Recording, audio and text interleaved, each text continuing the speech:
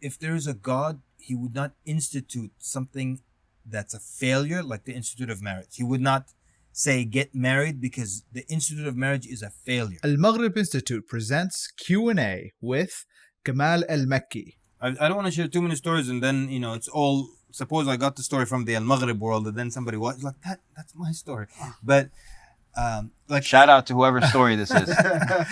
Cameras over there. My bad. A number of times I'd have to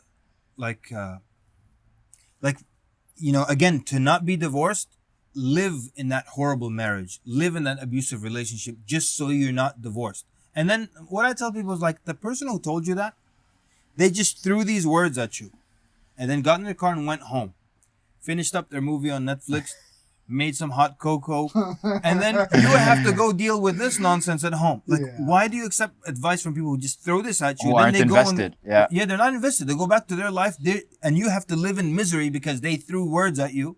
Forget about it. I mean, I know the shaitan, one of his favorite things is to divorce people, right? But man, I recently had to just break up two possible. It was just one guy's like, I want to get back for the sake of the kids. I'm like, do you think this is good for the sake of the kids? Like you and her fighting nonstop. You cannot stand each other. Do you think this is a better environment for the kids? Let them see you happy on the weekend. Yeah. And that's better than, the breaking plates and stuff all the time. All because what?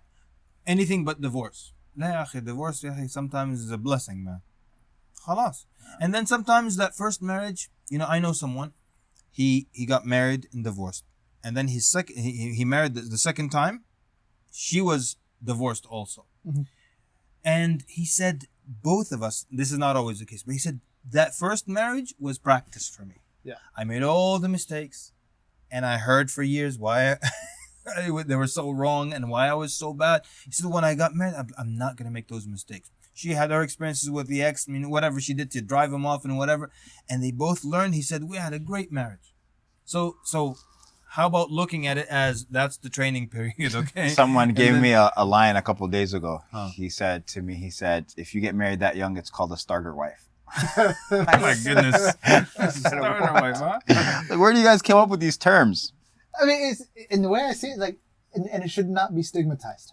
It definitely needs to be more accepted, for sure. Because how else are you going to navigate all of these things? You're talking about the halal being so difficult and the haram being so prevalent and available and ready. And at the same time, if it doesn't work out, if you date 30 people and it doesn't work out 30 times, there's not a blemish on your armor. And yet if you get married, halal, get divorced one time, khalas. Yeah. Like you're blacklisted. And by the way, that's always my response to those people. Like we met this arrogant atheist. He was just a little kid. Is it every atheist arrogant? Yes. Okay. But this was in Canada.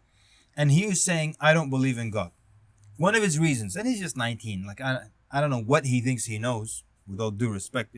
But he says, if there is a God, he would not institute something that's a failure, like the Institute of Marriage. He would not say get married because the Institute of Marriage is a failure. Oh my goodness. Yeah. Oh my goodness. Yeah, and he was already under the da'wah, some other people were taking care of him. I just heard that now. I just jump across the table. But my point was that, so, because what?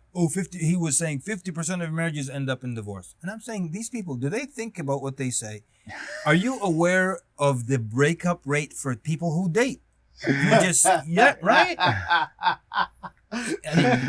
We're not going to get married, we're going to live together. Yeah? What's the breakup rate there? Actually, not only that, statistics show that marriages where couples get married after living together, they have a higher divorce rate. Yeah, cohabitation. Yeah, because it diminishes the value of the Institute of Marriage. Like we were just together for years and then we just went to court, got a paper and came back. Same thing. So what's marriage? Nothing to you, know? So, but they never think of how many times people break up. Those who date because they don't want to get married. So 50%? Nothing. And you're talking about a global institution based on one country's statistics. Absolutely. And you're talking about thousands of years of history that it worked. Like, and all of a sudden it's a failure now. Would you truly have tribes and nations without marriage? Of course not. You would have nothing. You would have absolute chaos. Absolute chaos.